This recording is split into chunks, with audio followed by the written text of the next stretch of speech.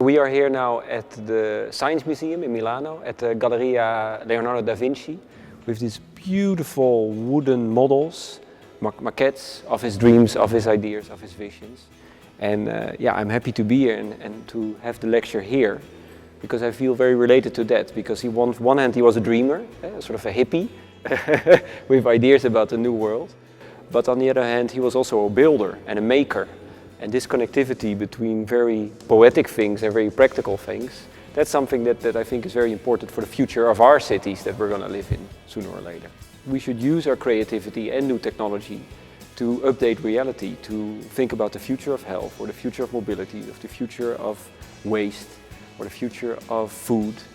And so, I mean, we've been working on dance floors which produce electricity when you dance on it. So suddenly by dancing you create energy. Or we've been making bicycle paths which charge at daytime, glow at night, to make it more safe and more beautiful. We made garments which change in transparency according to how intimate how intimate you are with someone. So this relation between nature and technology, and poetry and technology, is for me very normal. We live in a world where an old system is crashing. I mean, it's very simple in terms of economy, in terms of energy, in terms of mobility. I mean, even the gigantic traffic jams we are in here in Europe and in Asia proves that something is not working anymore. So this is scary, but it's also fascinating because it forces us again to be creative and to maybe connect different disciplines which were disconnected before. For example, the fact that an artist like me and an infrastructure company are working together to make roads of the future, to make cities which are energy neutral, which are poetic.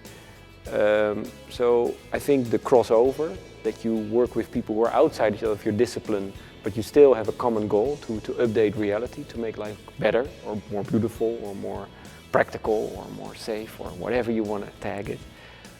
That is, I think, the way to go. So we should move away from the box thinking that we have created for ourselves, and we should realize that, as Marshall McLuhan once famously said, at spacecraft Earth there are no passengers, we are all crew. So let's find the network within ourselves rather than the opposite. I was looking at Beijing one day from my 32nd floor to the city on a Sunday evening, and then I could still see the city, the world around me.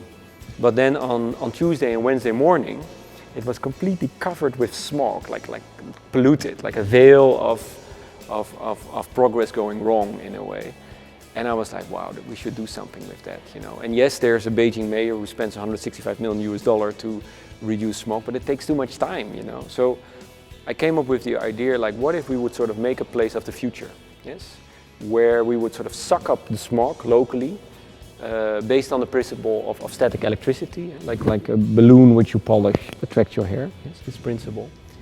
And therefore creating the cleanest park in Beijing, where people can smell the future, can see the future, and that will create an incentive to work together to make a whole city smog-free. It's about new technology, but most importantly, it's about new dreams, new ideas, new creativity, so to speak.